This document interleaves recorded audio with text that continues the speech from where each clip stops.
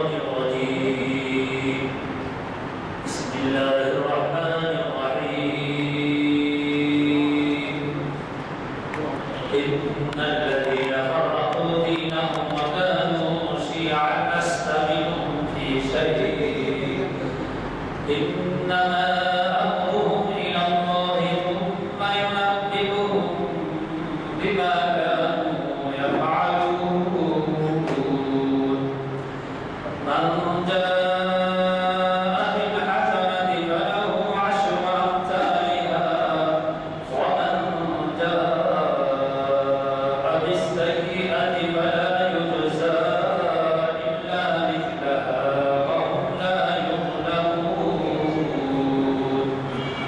قل إنني هداني ربي إلى صراط مستقيم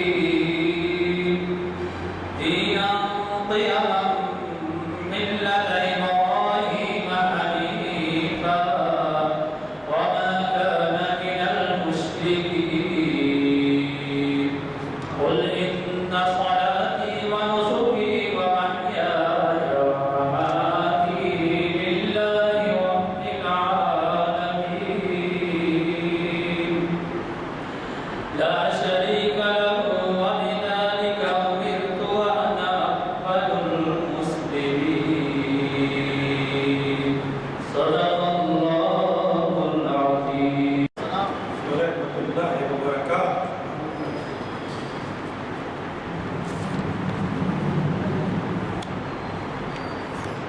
جواب شکوہ کی چند بند. دل سے جو بات نکلتی ہے اثر رکھتی ہے. دل سے جو بات نکلتی ہے اثر رکھتی ہے پر نہیں طاقت پرواز مگر رکھتی ہے. کچھ جو سمجھا میرے شکوے کو تو رضواں سمجھا, مجھے جنت سے نکالا ہوا انسان سمجھا. اس قدر شوق کے اللہ سے بھی برہم ہے, آج مسجود ملائکہ وہی آدم ہے. ناز ہے طاقت گفتار کے انسانوں کو, بات کرنے کا سلیقہ نہیں نادانوں کو. شکر شکوے سے کیا حسن ادا سے تو نے, ہم سخن کر دیا بندوں خدا سے تو نے. ہم تو مائل بکرم ہیں کوئی سائل ہی نہیں. ہم تو مائل بکرم ہیں کوئی سائل ہی نہیں. راہ دکھلائے اسے رہ منزل ہی نہیں. کس قدر تم پہ گراں صبح کی بیداری ہے, ہم سے کب پیار ہے نیند تمہیں پیاری ہے. خوف مذہب سے ہے مذہب جو نہیں تو بھی نہیں, جذب پام جو نہیں محفل انجو بھی نہیں. صفحہ دہر سے باطل کو مٹایا کس نے, نو انسان کو غلامی سے چھڑایا کس نے. یہ تو آبا وہ تمہارے ہی مگر تم کیا ہو. یہ تو آبا وہ تمہارے ہی مگر تم کیا ہو. ہاتھ پر ہاتھ دھرے منتظر پردہ ہو. تم میں حوروں کا کوئی چاہنے والا ہی نہیں. حوروں کا کوئی چاہنے والا ہی نہیں. جلوے طور تو موجود ہے موسیٰ ہی نہیں. فرقہ بندی ہے کہیں اور کہیں سادے ہیں. فرقہ بندی ہے کہیں اور کہیں سادے ہیں. کیا زمانے میں پنپنے کی یہی باتیں ہیں. خلق میں سوچ نہیں روح میں احساس نہیں. کچھ بھی پیغام محمد کا تمہیں پاس نہیں. جا کے ہوتے ہیں مساجد میں سفارہ تو غریب, زحمت روزہ جو کرتے ہیں گوارا تو غریب. مسجد مرثیہ خواہ ہیں کہ نمازی نہ رہے, یعنی وہ صاحب اوصاف اجازی نہ رہے. یوں تو سید بھی ہو مرزا بھی ہو افغان بھی ہو. یوں تو سید بھی ہو مرزا بھی ہو افغان بھی ہو. تم سبھی کچھ ہو بتاؤ تو مسلمان بھی ہو. باپ کا علم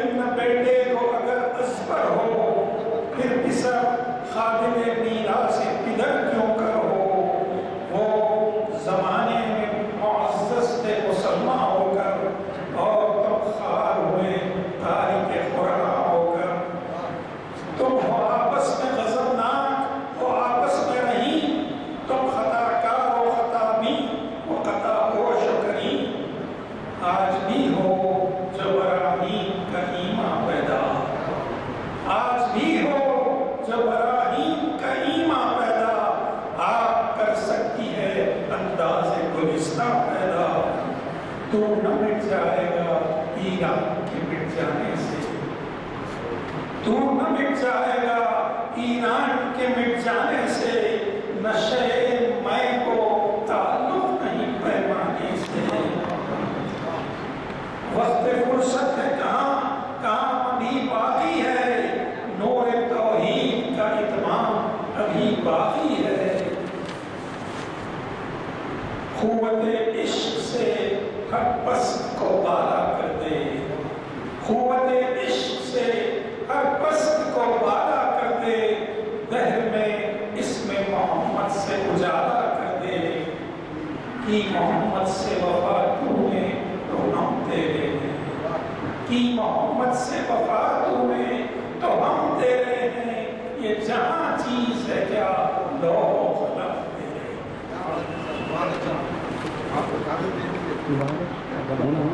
حضرات،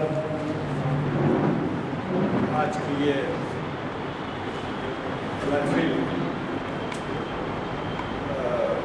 جامع مسجد عالیہ کے کانفرنس ہال میں تاریخ 30 اگست 2017 مطابق 27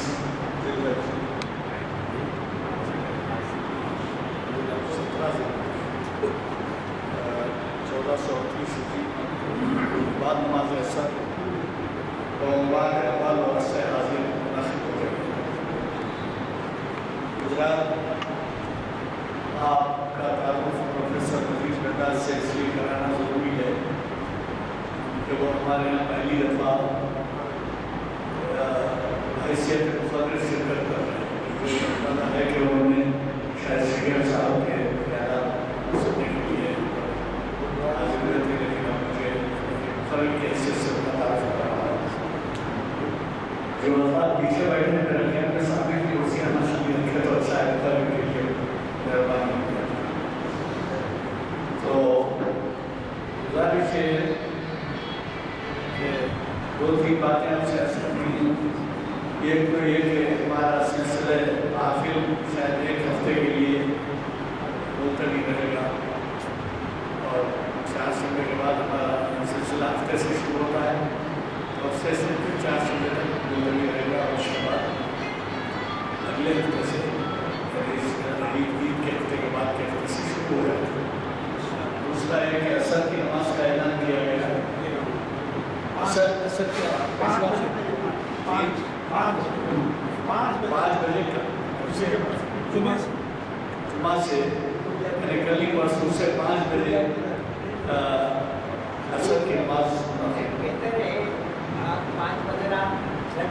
نہیں اب جو اعلان کمیٹی کا فیصلہ ہے وہ بات کیا ہے، 5 بجے جو ہے 5 بجے جو ہے رکھ دیا گیا ہے، اعلان ہو گیا ہے، وہاں بورڈ پہ لکھے ہیں جمعہ میں بول رہا ہے، نہیں آپ سن لیں گے، آپ کو فی الوقت جو اعلان ہے وہ ہے کہ یہ بھی بات آپ کے لیے خوشخبری ہے کہ ضیاء الدین شکیب صاحب جو ہمارے ہاں ان محافل کے اقبالیات پہ جو ہے بہت ہی کارنامہ رہا ہے، معاون میں نے آپ کو تو معلوم ہے کہ وہ ایک حادثے میں مبتلا ہو کر دواخانے میں تھے، اب وہ گھر واپس ہو چکے ہیں، اور یہ میں گزارش کروں گا نذیر ڈڈا صاحب سے کافی ملاقاتیں رہی ہیں، کافی جو ہے سفرس رہا ہے، تو وہ جو ہے دعا فرمائیں گے تو ان کی صحت یابی کے لیے بھی، اور ابھی بھی صحت مکمل نہیں ہوئی کیونکہ سامان کا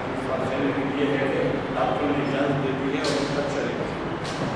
حضرات، یہ بات ایک مرتبہ پھر دوبارہ دوں کہ ہمارے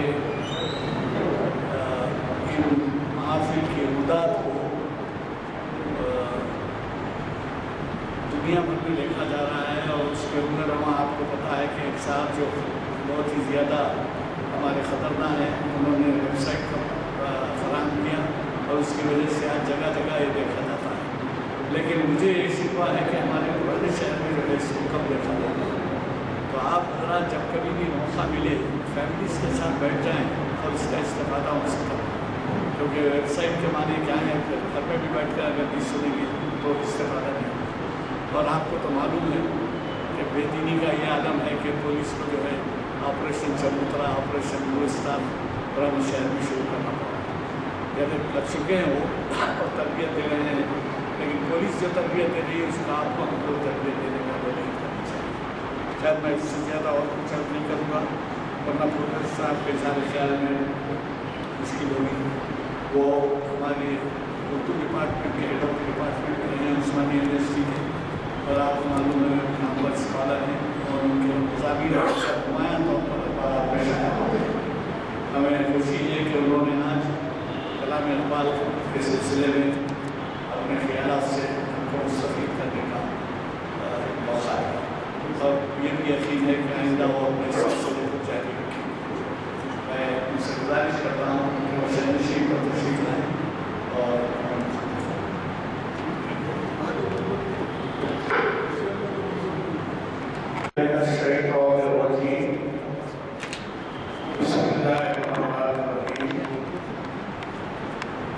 सबसे पहले इक़बाल शनासी के तवज्जुह से जिन महाफिल का सिलसिला यहाँ जारी है उसके कारकर्दारों को दिली मुबारकबाद पेश करता हूँ। तालिब इल्म के ज़माने से ऐसी अजीम हस्तियों को हमने इक़बाल पर कहते हुए सुना कि उसके बाद ये महसूस होता है कि हमारी अपनी राय कुछ भी नहीं, लेकिन वक्त गुजरने के साथ जिस तरह हर मामले में मुसलमान पसमानदगी का शिकार है, उसी तरह ये महसूस हो रहा है कि इक़बाल फहमी और इक़बाल शनासी के मामले में भी हम दिन ब दिन लापरवाही का शिकार हैं। इसलिए आज मुझे दावत दी गई, आपकी खिदमत में हाजिर हूँ। हाज़रीन इकराम, सबसे पहले तो ये देखा जाना चाहिए कि अस्र किसे कहते हैं।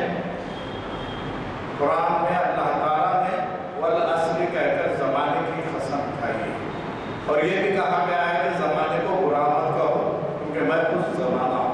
तो इस पस मंज़र में एक दौर था, सदियों में भी ज़माने तब्दील नहीं होते थे, फैशन तब्दील नहीं होते थे, और उसके अलावा इंसान की ज़िंदगी में भी तब्दीलियाँ बहुत कम आती थी। हमने 20वीं सदी के इब्तिदाई दौर से आज तक कई अदवार देख लिए। एक दौर था साइंटिफिक दौर, गुजर गया। उसके बाद जो है एटॉमिक एज आई, वो भी गुजर गई। इलेक्ट्रॉनिक एज आई, वो भी गुजर गई। इस तरह कई अदवार एक ही ज़माने में हम देख रहे हैं। तो इस साइंस की तरक्याफ्ता इजादात के तवज्जुह से ज़माना सुपड़ कर रह गया है, और हम अपने मामलात में खुदा और रसूल की रस्सी को मजबूती से न पकड़ने की वजह से दुनियादार होने जा रहे हैं। अल्लामा इक़बाल का बुनियादी फलसफा ये है कि अभी जो अशार सुनाए गए उसमें आपने अंदाज़ा लगा लिया कि मोहम्मद से वफा करने तो हम तेरे हैं। तो हम मोहम्मद से वफा करने के बजाय बंदों की वफा में, वज़ीरों की वफा में लगे हुए हैं, जिसकी वजह से हमारे मामलात पेचीदगी का शिकार है। इस पस मंज़र में पहले 100 साल का एक ज़माना होता था, आज 25 साल में एक ज़माना बदल जा रहा है। इस अंदाज से तब्दीलियाँ वाक़ई हो रही हैं कि इब्तिदाई शोरा ने भी इशारा किया है। हामी ने कहा था रात की ईजाद हो जाती है बासी तासहर, इजादात की तरफ से 1914 में हामी का इंतकाल हुआ, और खुद अल्लामा इक़बाल ने वाज़ेह तौर पर कहा है कि उन्होंने अपनी शायरी में हामी से और अकबर इलाहाबादी से इस्तेफादा किया है। तो दौर जो आगे बढ़ता है, इस्तेफादे के तवज्जुह से ज़माना आगे बढ़ता है। अल्लामा इक़बाल से पहले मौलाना हाली और अकबर इलाहाबादी जैसे शायर न होते तो अल्लामा इक़बाल भी अल्लामा इक़बाल नहीं होते। अल्लामा इक़बाल ने कहा है कि इस्तेफादा किया है उन्होंने। हमको भी आज की नस्लों को इक़बाल से इस्तेफादे के लिए तैयार करना ज़रूरी है, जिसके लिए इक़बाल शनासी की महफिल और इक़बाल के नाम पर जो भी प्रोग्राम होते हैं उनमें शरीक होना और अपनी حاضری لگانا لازمی ہے۔ یہ تو اسی بات زمانی تھی۔ علامہ اقبال نے ہر دور کی نمائندگی کی ہے۔ جس طرح آج سے 1400 سال پہلے قرآن مجید نازل ہوا، قیامت تک کے لیے وہ رہنما ہے، اور اس میں تمام احکامات جو دیے گئے ہیں اور اخلاق، تہذیب، شائستگی کو اختیار کرنے کے لیے قرآن نے جو راہ عمل بتایا ہے وہ قیامت تک رہے گا۔ اسی طرح علامہ اقبال نے اردو شاعری میں پہلی مرتبہ فلسفیانہ مزاج کو، ورنہ اردو شاعری گل و بلبل کی شاعری تھی، حسن و عشق کی شاعری تھی، اور جس کے توسط سے ایسی باتیں ماورائی باتیں کی جاتی تھی جس میں کوئی حقیقت نہیں ہوتی تھی، اس پر لوگ خوش ہوتے تھے۔ اقبال پہلے شاعر ہیں جنہوں نے دنیا کی حقیقتوں کو، اسلام کی سچائیوں کو اور قرآن کی تعلیمات کو اپنی شاعری کے توسط سے پیش کیا۔ وہ ہر دور کے شاعر ہیں، آج سے لے کر قیامت تک ان کی شاعری کو پڑھا جائے گا، سمجھا جائے گا۔ بعض لوگ یہ پوچھتے ہیں کہ آخر آج سے 30 سال پہلے جب ہم طالب علم تھے، اردو پڑھنے والوں کی کثیر تعداد تھی، آج کم ہو گئی ہے۔ رفتہ رفتہ اردو پڑھنے والوں کی تعداد کم ہو رہی ہے، تو اردو کا کیا حال ہوگا؟ جس زبان میں علامہ اقبال نے شاعری کی، اس زبان کا کیا حال ہوگا؟ میں آپ سے کہتا چلوں کہ دیکھیے، 16ویں صدی میں دکنی زبان تھی۔ قلی قطب شاہ، ملا وزیر، عباسی، ابن نشاطی، یہ سب دکنی کے شاعر تھے۔ 16ویں صدی کے بعد اورنگزیب عالمگیر کے حملے کے نتیجے میں دکن کی پوری سلطنتیں ختم ہو گئی، سمجھا جانے لگا، دکنی مر گئی، دکنی ختم ہو گئی۔ لیکن 1960 کے بعد پھر دکنی کا عروج ہوا۔ میں تو یہ کہتا ہوں کہ جس زبان میں خدا اور رسول کی تعریف، حمد و نعت کا پیمانہ ہوتا ہے، اس زبان کو زندہ رکھنے کی ذمہ داری اللہ تعالیٰ نے خود لی ہے۔ اس لیے اردو کبھی ختم ہونے والی نہیں، اردو کے بارے میں فکر کرنے کی ضرورت نہیں۔ یہ نعتیہ کلام کی خصوصیت ہے۔ نعت کا یہ اعزاز ہے کہ 400 سال کے بعد پھر ڈاکٹر زور نے یوم خلی منایا، تو وہاں سے پھر ہمارے دکنی کے کئی شاعر، جس میں سلیمان خطیب جیسے شاعر، سرور ڈنڈا جیسے شاعر، یہ سب دکنی کے شاعر ہیں، اور دکنی میں مکمل نعتیں بے ہوش محبوب نگر کی مرتبہ موجود ہے۔ اس بات کا ثبوت ہے کہ ہم کو اردو سے اور اردو کی بربادی کا نوحہ پڑھنا نہیں ہے۔ اب اس پس منظر میں جب ہم اقبال کا مطالعہ کرتے ہیں تو اقبال نے، بلکہ میں یہ کہنا چاہوں گا، انگریزی میں کچھ الگ معنی دیے جاتے ہیں جس کو فیوچرولوجسٹ کہتے ہیں۔ انگریزی میں ایک پورا سبجیکٹ ہے فیوچرولوجی، ایک سبجیکٹ کی حیثیت سے پڑھایا جاتا ہے۔ اب اس کو ہم اردو میں مستقبل شناسی کہہ سکتے ہیں۔ ہر شاعر کے کلام میں ایسے اشعار ہوتے ہیں جو آنے والے زمانے کی نشاندہی کرتے ہیں۔ مولانا حالی نے اپنے زمانے میں لکھا، چٹیوں میں اتحاد، مکھیوں میں اتفاق، آدمی کا آدمی دشمن خدا کی شان ہے۔ کہ آنے والے زمانے کی نشاندہی۔ علامہ اقبال جس دور کے تھے، اس دور کا جائزہ بھی لینا ہمیں ضروری ہے۔ آج مساجد سے اذانیں گونجتی ہیں، آج مساجد میں صاف و ستھرے شفاف کپڑے پہن کے لوگ آتے ہیں۔ اقبال کا زمانہ اتنی شفافیت کا نہیں تھا، غربت کا تھا، مگر ہر مسجد سے اذان کی بلند آواز کے بجائے ورد لا الہ ہوتا تھا۔ ہر مسجد میں عشاء کے بعد اللہ اللہ کا ورد ہوتا تھا۔ اقبال کا دور وہ تھا۔ سائنس کی ترقیات آ چکی تھی مگر محدود تھی۔ اقبال کو نہ مائک نصیب تھا، نہ لائٹ نصیب تھی، اور نہ ہی وہ تمام ذرائع جو آج ہم محسوس کرتے ہیں۔ لامحدود ہم لامحدود چیزوں میں منہمک ہو کے رہ گئے۔ اقبال کے زمانے میں ترقیات محدود تھیں، اس کے باوجود اقبال نے لامحدود خیالات کو اپنی شاعری میں سمیٹ کر پیامی شاعری کی بنیاد رکھی۔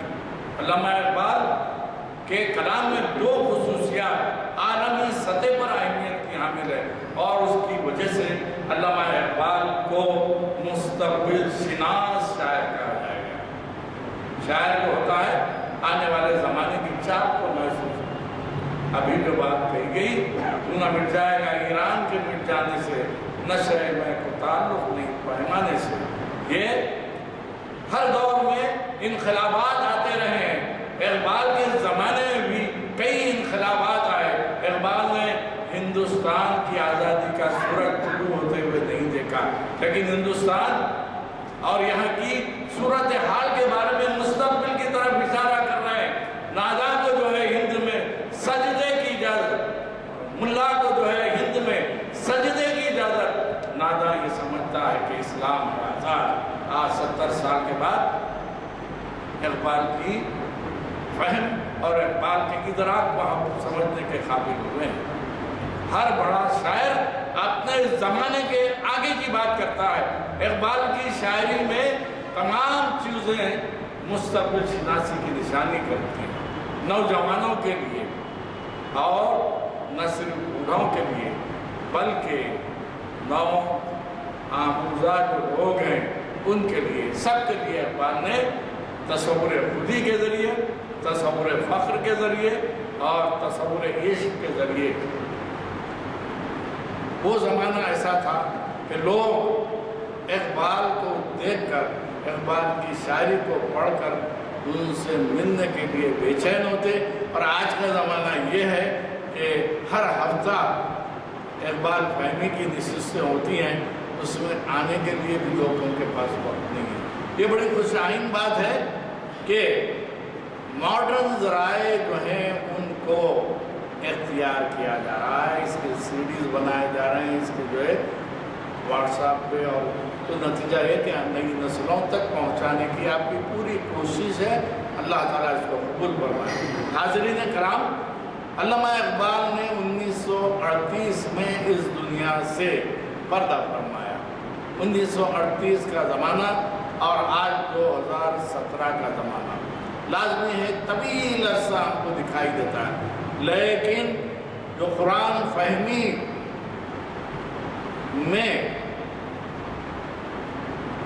شعوری طور پر داخل ہوتے ہیں اور جو سنت نبوی پر عمل کرنا چاہتے ہیں، اقبال جو کلام لکھتے تھے اس کے بارے میں یہ کہا گیا ہے، قرآن شریف کا مطالعہ، پھر اس کے بعد اپنا کلام لکھتے تھے۔ اقبال نے شاعری کے ذریعے مکالماتی کیفیت کو پہلی مرتبہ واضح طور پر پیش کیا، حتیٰ کہ انہوں نے بچوں کے لیے بھی نظمیں لکھی تو اس میں بھی مکالماتی انداز۔ دنیا میں سب سے بڑا ادب، سب سے بہترین ادب وہ سمجھا جاتا ہے جس میں مکالماتی سطح کو بلند ترین طریقے سے پیش کیا جائے،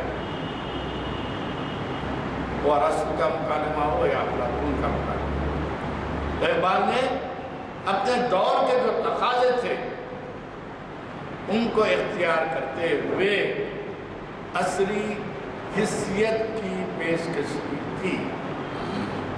مختلف لوگوں کے مختلف طبائع ہوتے ہیں، کسی کی طبیعت پر کوئی پابندی عائد نہیں کی جا سکتی۔ سیمینار ہوا، اس میں عصری حسیت، تو کسی نے سر سید احمد خان سے شروع کیا، تو میں نے سوال کیا کہ عصر کسے کہتے ہیں، حسیت کسے کہتے ہیں؟ اقبال اور موجودہ زمانہ، آج کا زمانہ تو ترقی یافتہ ہے، آدمی یہ سمجھ رہا ہے۔ اقبال کے دور میں فجر کے ساتھ ہی ہر گھر سے تلاوت کلام پاک کی آواز آتی تھی۔ آج مسلم گھرانوں میں یہ چیز مفقود ہے۔ پہلے اقبال کو سمجھنے کے لیے قرآن جو تقاضا کرتا ہے مطالعے کا، وہ اگر ہم شروع کریں تو اقبال کو صحیح طور پر سمجھ سکیں۔ قرآن فہمی اقبال فہمی، اقبال کو سمجھنا ہے تو قرآن کو سمجھنا ہے۔ حاضرین کرام، میں یہاں اشعار لکھ کے لایا ہوں، یاد بھی ہے، صرف اس پس منظر میں گفتگو کر رہا ہوں کہ ہم کو کیا کرنا ہے۔ آج کے دور میں ماڈرنائزیشن سے آگے نکل کر ہم پوسٹ ماڈرنزم میں داخل ہو گئے ہیں۔ 1901 سے لے کر 1930 تک ایک دور رہا، اس میں رومانیت چلتی رہی۔ 1936 سے لے کر 1960 تک ایک دور رہا جس میں ترقی پسندی چلتی رہی۔ 1960 سے لے کر 1990 تک ایک دور رہا ادب میں جس کو ماڈرنزم کہا گیا، جدیدیت۔ 1990 کے بعد اب پوسٹ ماڈرنزم کا دور ہے۔ آپ یہ سوال کریں گے یہ 3 ادوار میں اقبال کا کلام، اقبال کی شاعری اور اقبال کی فکر کس حد تک ان زمانوں کی ہم آہنگی کرتی ہے؟ لازمی ہے کہ اسلام نے ترقی پسندی سے نہیں روکا۔ مسلمان جس دور میں ایجادات کا سہرا لے کر آگے بڑھ رہے تھے اور ہم خوار ہوئے تاریخ قرآن ہو کر، اقبال نے خود واضح طور پر بتا دیا کہ ہم کو فزکس کی کتاب عزیز ہے۔ اگر کوئی میتھمیٹکس نہیں جانتا ہے، کوئی بچے کو فزکس نہیں آتی ہے، 20,000 روپے دے کر ہم اس کی تعلیم کا اہتمام کرتے ہیں۔ کوئی بچہ اگر قرآن نہیں پڑھتا ہے، قرآن سمجھ میں نہیں آتا ہے، تو ہمارا رجحان یہ ہے کہ ہم اس کو پڑھنے کے لیے کوئی اہتمام نہیں کرتے۔ یہ کس طرح ہم کس طرف جا رہے ہیں؟ اور اقبال کے دور میں عربی پڑھنے والے، فارسی پڑھنے والے علماء دین اور سورما موجود تھے۔ آج کا زمانہ یہ ہے کہ ہم علماء کو نہیں، ہم اپنے طالب علم کے زمانے میں بھی انگریزی کا استاد ہو تو اس کے گھر پہ جاتے تھے۔ اب حال یہ ہے کہ کوئی کسی استاد سے استفادہ کیے بغیر ہر شخص عالم وقت ہے، ہر شخص ارسطو زماں ہے۔ 2 کتابیں پڑھتے ہی وہ اپنے آپ کو عالم سمجھنے لگتا ہے۔ یہ جو خرابی آئی ہے اس کو دور کرنے کی ضرورت ہے، اس کو دور کرنے کی ضرورت ہے، اس لیے کہ اس کی وجہ سے ہمارے میں اور خرابیاں پیدا ہو رہی ہیں۔ تو میں یہ بتا رہا تھا کہ علامہ اقبال نے اپنی شاعری کو 2 خصوصیات سے وابستہ رکھا۔ ایک خصوصیت ان کی یہ ہے کہ انہوں نے مکالماتی فضا تیار کر کے، اور دیکھیے کس انداز کی مکالمہ نگاری ہے۔ حضور اکرم صلی اللہ علیہ وسلم نے جب خطوط لکھے اپنے قریبی حلقے کے لوگوں سے، کہا کہ فلاں بادشاہ ہے، اس کے معیار کے حساب سے اس کا خطاب ہونا چاہیے۔ یہ دوسروں کا لحاظ رکھنا۔ اقبال نے روح ارضی آدم کا استقبال کرتی ہے۔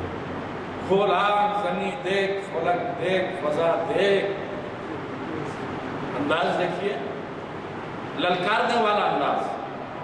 حاضرین کرام، جب کسی شاعری میں للکارنے کا انداز شامل ہوتا ہے تو وہ شاعری زبان و بیان کی اعلیٰ ترین شاعری ہوتی ہے۔ اگر آپ 15 اگست گزری ہے، 26 جنوری آئے گی، تو اس دن جو نغمے سنتے ہیں آپ کے دل میں ایک حرارت، جسم میں ایک ولولہ پیدا ہوتا ہے۔ یہ ولولہ پیدا کرنے والی شاعری علامہ اقبال کی شاعری ہے۔ ان کی طالب علمی کے زمانے سے لے کر آخر وقت تک اسی شاعری کو وہ اپنے کلام کے ذریعے پیش کرتے رہے۔ اقبال کی انفرادیت یہ ہے کہ اردو میں 2 بڑے شاعر مانے جاتے ہیں، ایک مرزا غالب، دوسرے علامہ اقبال۔ آپ کو سن کے تعجب ہوگا کہ مرزا غالب پر اردو میں 1400 کتابیں ہیں، علامہ اقبال پر 1800 کتابیں۔ تو مقبولیت کس کی ہوئی؟ اردو میں 1800 کتابیں اقبال پر لکھی جا چکی ہیں اور ان کے فلسفے پر مسلسل لکھا جا رہا ہے۔ ہندوستان ہی نہیں، پاکستان اور افغانستان کے علاوہ ترکی کی کئی یونیورسٹیز میں اقبال پر تحقیقی کام جاری ہیں، جو اس بات کا کھلا ثبوت ہے کہ اقبال اذکار رفتہ نہیں، پرانے زمانے کے شاعر نہیں، انہوں نے اپنے دور کے حساب سے لکھ دیا، قطعی نہیں۔ اقبال نے آنے والے زمانے کی چاپ کو محسوس کر کے اپنے اشعار میں وہ زندگی پیدا کی ہے جو زندگی قرآن حکیم اور رسول اکرم صلی اللہ علیہ وسلم کی جو ہے آگے بڑھی ہے۔ اقبال کے دور تک مسلمانوں کی پوری ترقی یافتہ تاریخ موجود تھی جس کا وہ مطالعہ کر چکے تھے۔ لازمی ہے کہ آج ہمارے گھر میں کوئی بیمار ہوتا ہے، کسی کو کھانسی ہو جاتی ہے، کسی کو آپریشن کرانا ہے، کسی کو بے ہوش کرنا ہے، تو ایک ہی دوا دی جاتی ہے۔ حتیٰ کہ ہم جو سینٹ مار کے آتے ہیں اس سینٹ میں بھی وہ دوا ہے، الکحل۔ مجھے بتائیے ال کون سی زبان کا اس نے ایجاد کیا؟ عربی زبان کا لفظ ہے۔ تو ہم جب تک قرآن سے جڑے ہوئے تھے، احادیث سے مربوط تھے اور اپنے عمل اور کردار سے دنیا کو ساری چیزیں دے رہے تھے اور ہم نے وہ چیزیں ترک کر دی، نتیجہ یہ ذلیل و خوار۔ اقبال کا فلسفہ خود بتاتا ہے کہ قومیں ذلیل و خوار کب ہوتی ہیں؟ جبکہ وہ اپنے مقصد سے ہٹ جاتی ہیں۔ ہم بھی اپنے باقی نہ ایرانی نہ افغانی، تو یہ تفریق جو ہے سید ہو، جس طرح سے ابھی افغان بھی ہو، یہ تمام باتیں کہنے کا مطلب کیا ہے؟ ایک سوتی بھی انسانیت کو لے کر چلنے والے، یوں سمجھیے کہ مذہب اسلام کا جنازہ لے کر چلنے والے ہم ہیں، اور ہم کو جھنجھوڑنے کے لیے، بیداری کے لیے اقبال نے اپنی شاعری کی اور عصر کے تقاضوں کو، زمانے کے تقاضوں کو اپنے حد تک ہی نہیں چھوڑ دیا۔ ایک بات اور ہے، اقبال کے زمانے میں ہی ایک نئی تحریک شروع ہوئی تھی۔ اقبال کی طالب علم کے زمانے میں ایک نئی تحریک تھی، ایک تحریک تھی جس کو جمالیاتی تحریک یا رومانیت کی تحریک، دوسری 1936 میں ترقی پسند تحریک۔ ان تحریکوں سے وابستہ جو شعراء تھے، ادبی پس منظر میں آپ کو بتاؤں کہ ان لوگوں نے شاعری کے روایتی پیمانے جو عرب اور عجم کی شاعری کے جو طریقے تھے اس سے ہٹ کر کام کرنا شروع کیا۔ یورپ کی تقریر آ چکی تھی، آزاد نظم لکھی جا رہی تھی، معاورہ نظم لکھی جا رہی تھی، بے قافیہ اور بے ردیف شاعری کی جا رہی تھی۔ اس کے علاوہ ترقی کے نام پر حقیقت پسندی اور حقیقت پسندی کا یہ حال، تو میں تو یہ کہتا ہوں حقیقت پسندی اپنی جگہ مسلمہ، اس کا اظہار ہونا چاہیے، لیکن وہ حقیقت پسندی جس میں کریہ پن ہو، کراہت ہو، اس کا ذکر نہیں ہونا چاہیے۔ میری اولاد ہے، میں بے انتہا چاہتا ہوں اگر وہ غلاظت کر دے تو میں اپنے سے الگ کر دوں گا، کیونکہ وہ کری حقیقت۔ ترقی پسندی کے نام پر، حقیقت پسندی کے نام پر عریانیت، بےہودگی، تمام چیزیں علامہ اقبال کے دور میں شروع ہو چکی تھی۔ کیوں کہ ذہنی طور پر وہ طلباء جو سر سید اور علی گڑھ تحریک سے وابستہ تھے، انہوں نے لندن میں اور امریکہ میں تعلیم حاصل کرنے کے بعد یہ محسوس کیا کہ ترقی یافتہ ممالک تو وہ ہیں، یورپین ممالک ہیں، ان کی تقلید کرنا چاہیے۔ اقبال نے یورپ کی مخالفت نہیں کی، یورپ کی ترقیات کا استقبال کیا، اور جو شعر میں نے ابھی دہرایا کہ مشرق سے حذر کرنا، مغرب سے حذر کر، یہ خطبہ اقبال کی، مگر انہوں نے وہ فیشن، وہ طریقے جو آج ہمارے خاندانوں میں، محلوں میں آ گئے ہیں، اس کی طرف توجہ نہیں تھی۔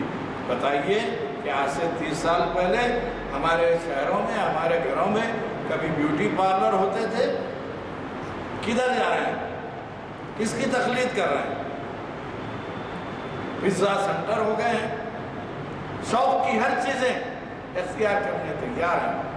अब माशरे का ये हाल है कि मस्जिद का मौज़न चंदे के लिए आता है तो 5 रुपए नहीं निकलते, और रात में आइसक्रीम वाला पुकारता है तो बच्चों को 200 रुपए की आइसक्रीम खिला दी जाती है। ये जो खराबी आ रही है माशरे में, ये हमारी वजह से आ रही है। और शहर हैदराबाद की जो बुरी हालत है, 20 साल औरंगाबाद में रहने का मुझे इत्तेफाक हुआ। मैंने 2 बहनों की शादी औरंगाबाद में की, सबसे छोटी बहनें उनकी तमाम बच्चियों की शादियां हो गई। हैदराबाद में मेरे से बड़ी जो बहनें उनकी बच्चों की शादियां अभी भी नहीं। ये औरतों को जिम्मेदारी देकर हम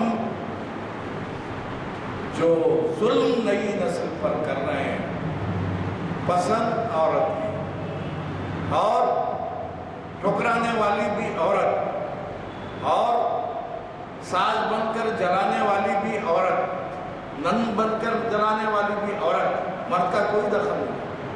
तो इस माशरे में अल्लामा इकबाल ने मर्द की खव्वानियत की तरफ इशारा किया है। औरत की निस्वानियत अपनी जगह मुसल्लमा, मगर इकबाल अपनी शायरी में मर्द को अपनी खव्वानियत का लिहाज रखते हुए काम करने का हुक्म दिया है। ये जो कुरान की आयतों का नतीजा बता है।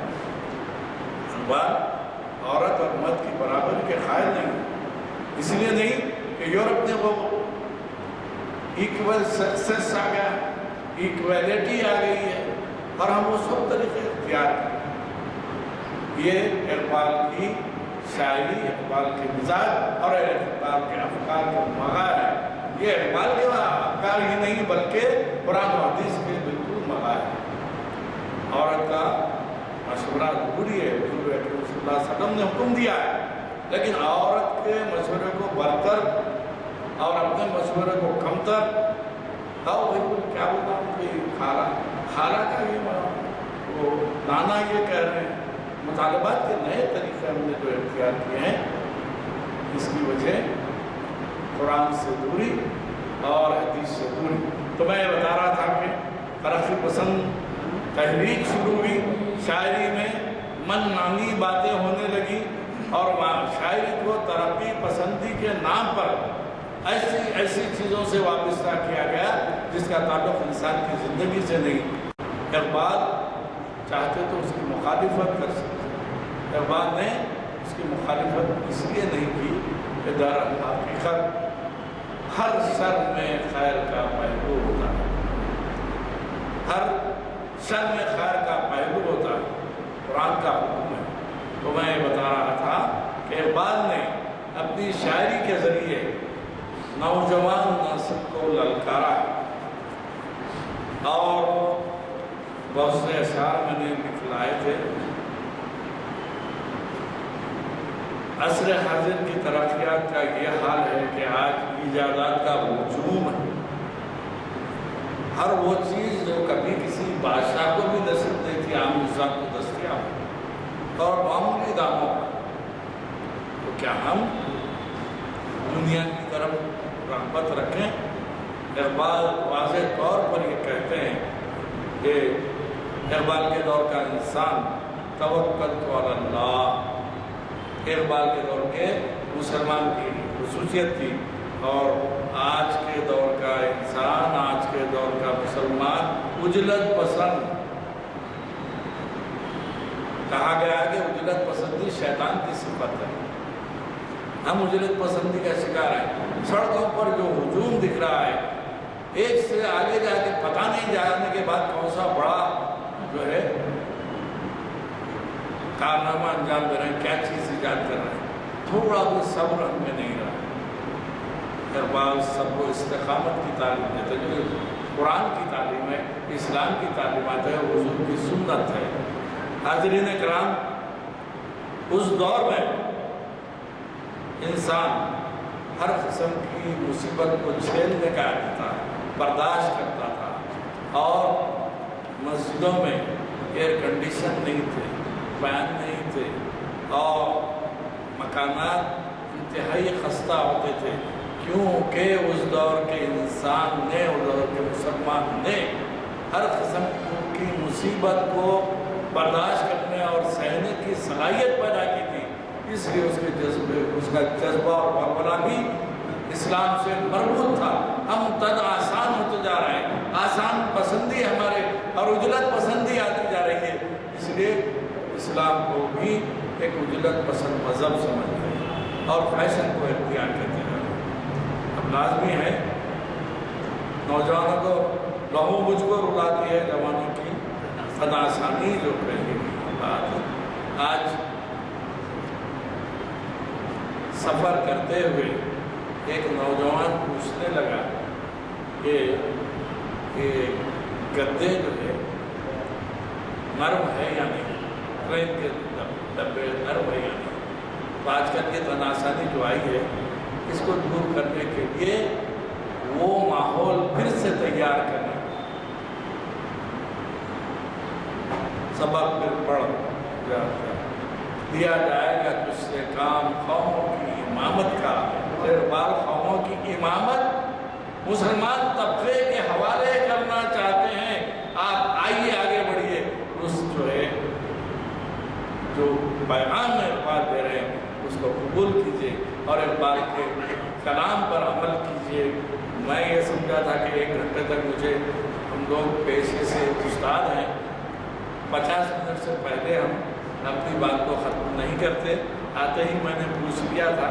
تو بہرحال کہنے کا مطلب یہ ہے کہ اقبال کے دور کا مسلمان یاد خداوندی میں مصروف رہتا تھا، اور آج کا مسلمان دنیاوی عیش پرستی کی طریقوں کی طرف مائل ہے، جس کی وجہ سے ہم قرآن سے دور، حدیث سے دور اور اقبال کی شاعری سے دور ہوتے جا رہے ہیں۔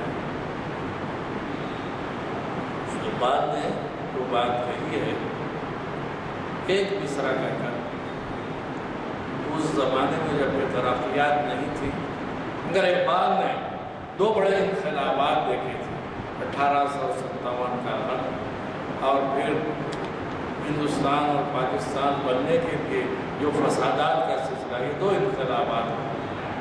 تو اقبال نے بڑے اچھے انداز سے کہا کہ مسلمانوں کے لہو میں ہے سلیقہ دل نوازی کا، مسلمانوں کے لہو میں ہے سلیقہ دل نوازی کا، کتنا بھی گرا ہوا بس کمتر بھی انسان ہو، مسلمان ہوگا، اس کے دل میں رسول کی محبت رہے گی، اس کے دل میں قرآن کی جو ہے عظمت رہے گی، اس کے دل میں نہ صرف اپنے اسلاف سے بلکہ اپنے بھائیوں سے، دوسروں سے کیا سلوک کرنا ہے، یہ جذبہ اقبال قرآن اور حدیث کے توسط سے نئی نسل میں آپ یاری کا طریقہ بتاتے ہیں۔ اور اقبال نے نئی تہذیب کے گندے اٹھا کر پھینک دو باہر گلی میں، مگر اس گڈھے اندر کو ہی ہم سنبھالنے کے بیٹھے ہوئے ہیں۔ نئی نسل کے جو ہے ذہن کی آگاہی مجھے اچھی طرح یاد ہے کہ جب ہم بچپن میں 4تھی 5ویں جماعت میں تھے، ہر مسجد میں ایک دارالمطالعہ ہوتا تھا، ہر مسجد میں کتب خانہ ہوتا تھا، عصر کے بعد وہاں جا کر رسائل و جرائد رکھے جاتے تھے۔ یہ علم کے بڑھاوے کے لیے اختیار کردہ حیدرآباد کے مسلمانوں کے طریقے سے، اور آج ہر اسکول میں computer lab, science lab, library نام کی کوئی چیز نہیں دکھائی دی، تو علم کیسے آئے گا؟ نئی نسل کی جو بری حالت ہے، اگر میں کہوں گا تو آپ کو افسوس ہوگا، تو کہنا نہیں چاہتا، کیوں کہ پورا معاشرہ اقبال کے مصرے کو صحیح پڑھنے والے ٹیچر بھی اب نہیں ہیں۔ پرانے شہر میں جتنے اردو مدارس ہیں، وہاں جا کے کسی ٹیچر سے پوچھئے تو وہ اقبال کا مصرع صحیح طور پر نہیں پڑھ سکتا۔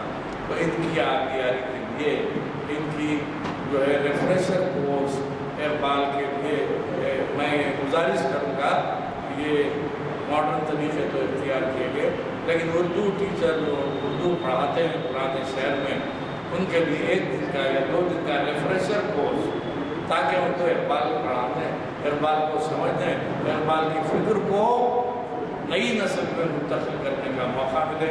ان چند کلمات کے ساتھ میں معذرت خواہ ہوں کہ میں اقبال کے زائد اشعار نہیں سنا سکا، لیکن جو میسیج ہے، جو پیغام ہے، جو اقبال نے نئی نسل کو دیا ہے، اس کے پس منظر میں نے چند باتیں کہی۔ وما علینا الا البلاغ۔ کچھ سننے کا موقع ملا جو شہر میں ریاست میں ملک میں مقام، انہوں نے موبائل کے پہلا شعر کہا، اس کے بعد دوسرا نہیں، اٹھا کر پھینک تو باہر گلی میں نئی تہذیب کے اندھے ہیں گندے، الیکشن میں بڑی کونسل صدارت بنائے روم آزادی نے۔ اور اقبال کے بارے میں انہوں نے کہا کہ مجھے یقین ہے کہ اقبال کی روح جو ہے برابر انقلاب کا انتظار کرتا ہے۔ تو اس کے بارے میں وہ کہتے ہیں، نبوت اقبال کا ٹھکانہ ابھی وہی کیفیت ہے اس کی، نبوت اقبال کا ٹھکانہ ابھی وہی کیفیت ہے اس کی، کہیں سرے راہ گزار بیٹھا ستم کشے انتظار۔ تو وہ روح جو ہے ابھی آپ کے انتظار ہے، آپ کو اپنی تبدیل کریں۔ پر اندازہ لگائیے کہ ان کے کلام کے بارے میں جو کچھ آپ نے سنا ہے، اس سے آپ کی معلومات میں اضافہ ہوا ہے۔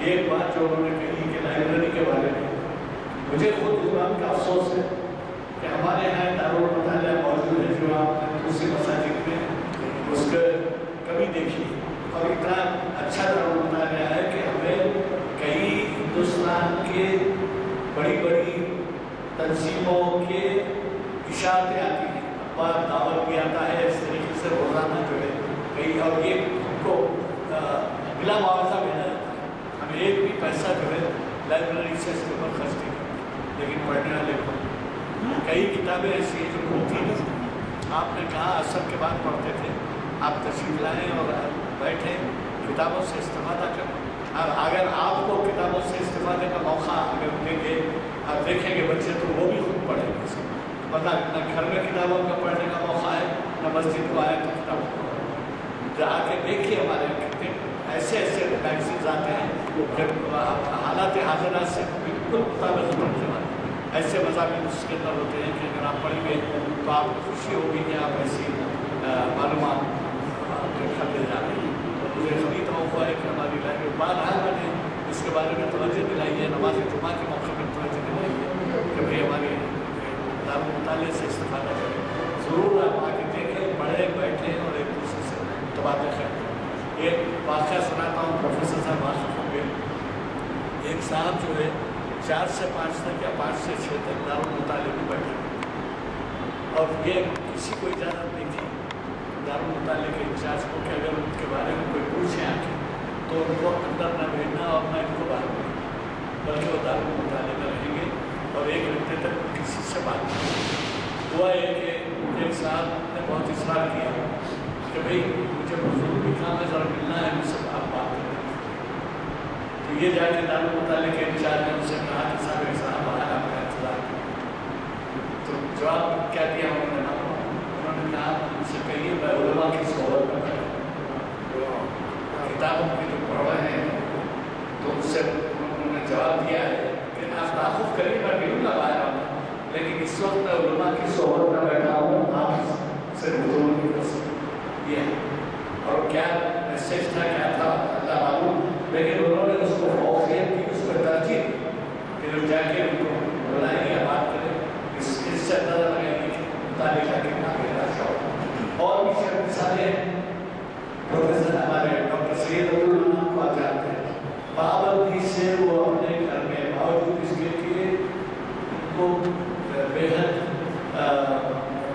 یہ مصروفیت رہتی تھی ان کے پیشنٹس کو دیکھنے کے، لیکن وہ 1 گھنٹہ بغیر مطالعے کے سوتے ہیں، چاہے وہ 10 بجے جائیں، 11 بجے جائیں، 12 بجے جائیں گھر، 1 گھنٹہ وہ کتابوں کا مطالعہ کرنے کے بعد، یہ تلاوت کی بات نہیں کرنا، تلاوت تو کرتی تھی، نماز تو پڑھتی تھی، لیکن کتب جو ہے حالات حاضرات سے واقفیت ہونے کے لیے اتنا ضروری ہے کہ آپ کو اچھا۔ اور ایک بات یہ ہے کہ آپ کو جو پڑھتا ہو دیکھیں گے تو آپ کے بچے بھی پڑھیں، अगर आप लोग खुद टीवी के साथ में देखेंगे और दोस्तों में बातचीत में देखेंगे करेंगे तो बच्चा क्या उससे सीखेगा।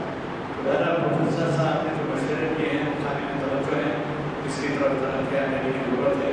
और मैंने पहले ही जैसे कहा है, अब आप पता लगाइए हमारी इस महफिल को आबाद रखने में हमारी महाफिल का भी बहुत बड़ा हिस्सा है। उसकी वजह बताता हूँ, ये मस्जिद से एक फरमान डेढ़ फरमान तक मुसलमानों में बढ़ गई।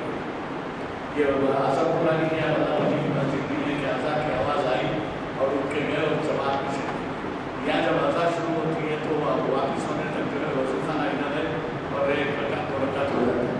तो ये आपके जो महाफिल है, आप हमारे दो मकसद पूरा कर रहे हैं। एक मकसद तो इल्म की रोशनी फैलाना और दूसरी ये मकसद है मस्जिद को आबाद। आप अंदाजा लगाइए, सुबह फजर में 8 या 10 और 10 होता है तो 5 से कभी रास्ता चलने वाले आगे तो 12 तो इस तरह से हम जब यहाँ आते हैं तो इस बात का ख्याल रखिए कि न सिर्फ आप अपने लिए कुछ इल्म की दौलत ले जाते हैं बल्कि इसी मस्जिद को जिसके लिए मुसल्लियों की इतनी बड़ी मस्जिद की सहूलतों के साथ मौजूद है उसको भी आबाद रखने में आपका हिस्सा। मैं मुखर साहब से गुजारिश करता हूँ और उससे पहले ऐलान करता हूँ। पहले मुझे फारूक साहब का ऐलान इत्तला आई कि हमारे ऐसे सामीन में से रेगुलर आने वाले आरिफ अली साहब, उनकी अहलिया का इंतकाल हुआ है और आज 9 बजे एक ही मस्जिद में उनकी नमाज चल रहा है। जब साहब ने इतना की तो मुझे शिवा हुआ और मैंने कहा कि मेरी उनकी तरह में पैसे अदा करो, लेकिन उसके बाद आरिफ अली साहब को खुद होना है और उन्होंने इतना दिया। जाते हुए बैठे पुलिस से जी आरिफ तो उनके अहलिया का इंतकाल हुआ है। 9 बजे नमाज जनाजा है आज मस्जिद एक आपकी इत्तला की वजह से